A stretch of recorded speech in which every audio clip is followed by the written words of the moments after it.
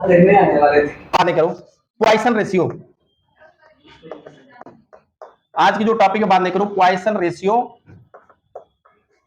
Poisson ratio क्या होता है ये तो आप लोगों को पता है, सब बताई दोगे क्या होता है पॉइसन रेशियो? इसको रिप्रेजेंट करते हैं किससे? सिग्मा से। किससे? सिग्मा से। इसकी वैल्यू क्या होती है? देखो सिंपल सी चीज है कि अगर ये कोई रॉड ले लिए, क्या ले लिए? रॉड, और इसका ए डायमीटर कितना है मान लो? Capital D. और लेंथ कितना है? लेंथ कितनी है? Capital L. ठीक है, लेंथ कितना है? Capital L. अगर इसके लेंथ को इंक्रीज करो, लेंथ को इंक्रीज किया जाए, लेंथ को इंक्रीज करोगे तो इसकी डायमीटर क्या होगी? कम होगी। ये लेंथ इंक्रीज हो गया कितना? डेल्टा यल। और या डी घट के कितना हो गया? डेल्टा डी डिक्रीज हो गई, क्योंकि लेंथ जब इंक्रीज करोगे तो इसकी थिकनेस क्या होगी? कम होगी। ठीक है, तो वो जो इसके थिकनेस में यानी जो डायमीटर में चेंजिंग हो रही है, किसमें? डायमीटर में, तो उसको हम क्या कहते हैं? Lateral strain. क्या कहते हो? लेटरल स्ट्रेन, यानी लेटरल स्ट्रेन। और लेटरल स्ट्रेन को क्या कहोगे? Minus delta D upon D. क्यों माइनस लिए हो? Minus delta D upon D क्यों लिखे हो? क्योंकि उसमें कम हो रहा है, उसकी देखो डायमीटर क्या हो रही है? कम हो रही है। और जो लेंथ में चेंज होता है उसको क्या कहते हो? लॉन्गिट्यूडनल। पढ़े हो ना? Longitudinal strain. Longitudinal strain. ये क्या हो गया? Delta L upon L. बस इन दोनों के रेशियो को क्या कहते हो? Poisson ratio, sigma. यानी रेशियो इक्वल टू हो गया lateral lateral strain upon longitudinal strain, या सिग्मा इक्वल टू क्या इसको लिखोगे? Delta L upon minus delta D upon D. या इसको क्या लिख सकते हो बताओ? Delta L upon delta D minus में, और यहाँ क्या हो गया बताओ? यल अपॉन डी। डी अपॉन यल हो जाएगा, बोलो। डी अपॉन यल। ठीक है, डी अपॉन यल। ये आपको क्या मिल गया? सिग्मा। ठीक है, यानी इसका डिफिनेशन आपको क्या कि with in elastic limit, with in elastic limit, the ratio of lateral stress to the longitudinal strain is known as Poisson ratio। ठीक है, नोट कर लीजिए फट से इसको। Poisson ratio लिख लोगे तुम लोग? बताओ। इसके बाद है आपका application of elastic behaviour. Application of elastic behaviour. अक्सर आप पूल वगैरह देखते होगे, पूल पुल देखे हो ना? पुल में लंबी पुल हो या बड़ी पुल हो, आप देखोगे जो नीचे पाया बना होता है ऐसे बना होता है, ऐसे होता है, ऐसे नहीं होता है। जो ऊपर आपका बीम रखा होता है वो ऐसे होता है, कभी इस तरह का नहीं होता है। क्यों ऐसे रहता है? बहुत ज्यादा भी नहीं रहता है, एक सिंपल सा ऐसी चीज होती है। क्यों ऐसा रहता है? या फिर जनरल पुल अगर तुम देख लो तो कभी भी देखोगे कि ऐसा उसका गोला नहीं बना होता है ऊपर वाला, ये कभी इस तरह का नहीं होगा। वो कैसे बना होता है? हमेशा आप देखोगे वो जो पुल का बना होता है ये आई की बना होता है,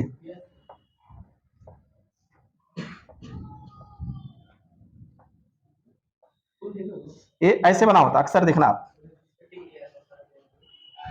क्यों बना रहता है इस तरह का?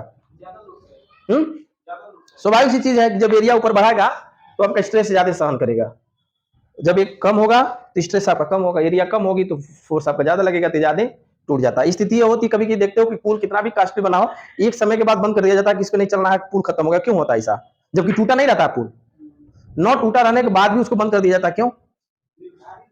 नहीं, निर्धारित नहीं, वो जो सब्सटेंस लगा होता है वो इलास्टिक होता है, मैक्सिमम इलास्टिक वाले सब्सटेंस का यूज किया जाता है जिसकी इलास्टिसिटी अधिक होती है। तो धीरे अब रबर लो, उसको लगातार तानते रहो, वो नहीं टूटेगा, लेकिन एक समय के बाद एकदम लूज हो जाएगा, एकदम वो टूटा हुआ के नहीं हो जाएगा। तो धीरे धीरे इलास्टिसिटी क्या होती है? सब्सटेंस की खत्म होती है, तो एक समय के बाद उसकी इलास्टिसिटी खत्म हो जाती है, फोर्स सहन करने की कैपेबिलिटी खत्म हो जाती है, इसलिए पुल पे बंद कर दिया जाता है। तो जो एनसीईआरटी कुछ नहीं छूटेगा। एप्लीकेशन ऑफ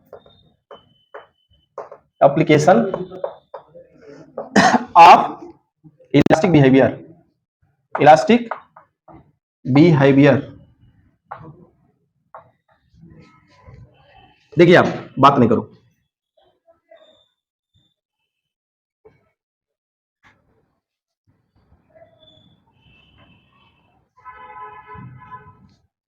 ये पुल का जो होता है स्ट्रक्चर आप देखोगे ये सीधा ऐसे नहीं होता है, ये ऐसा नहीं है, इसको हम ऐसे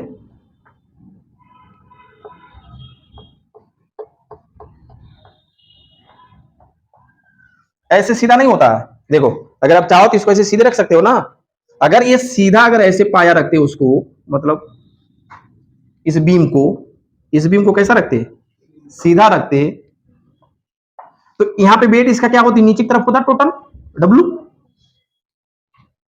लेकिन जब इसको आप फोल्ड किए तो ये कहां गया, यहां जाएगा कि नहीं, यहां आ जाएगा, तो वेट कहां आ जाएगा बीच में, भाई पहले यहां रखोगे तो वेट यहां आया, लेकिन जब आप इसको फोल्ड ऐसे कर दोगे, बेंड कर दोगे, तो यहां पे कहां आ जाएगा, वेट आपका यहां आ जाएगा।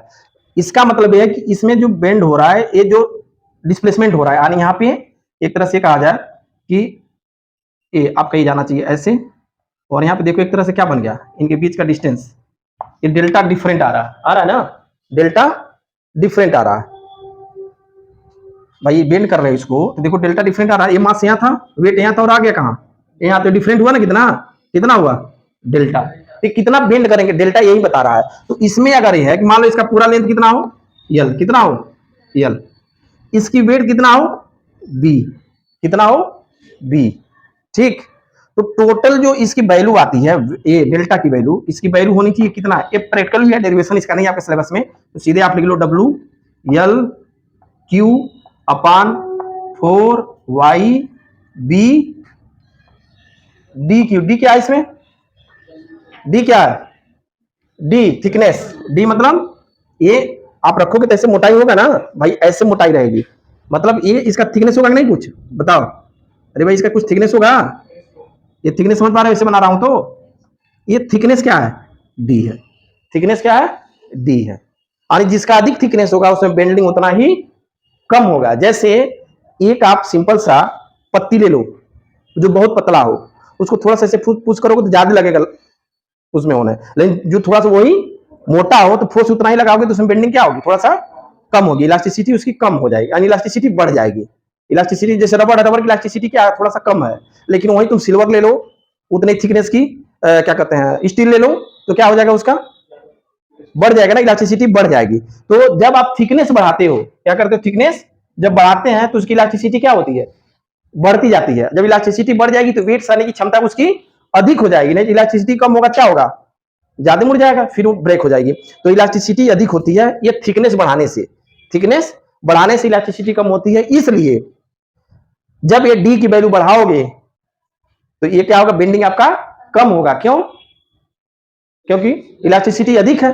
ये बी क्या है,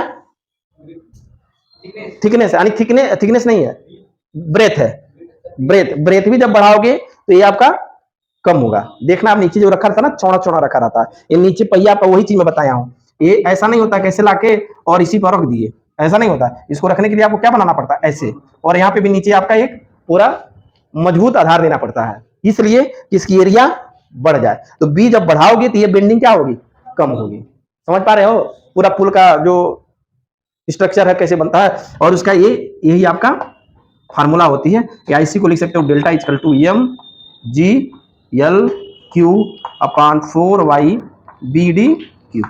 वाई क्या है, यंग्स मॉडुलस है, यानी वाई जितना अधिक होगा डेल्टा उतना ही कम होगा, ठीक है। तो ये आप इसको बना के यही लिख लो, बाकी उसमें कहानी जो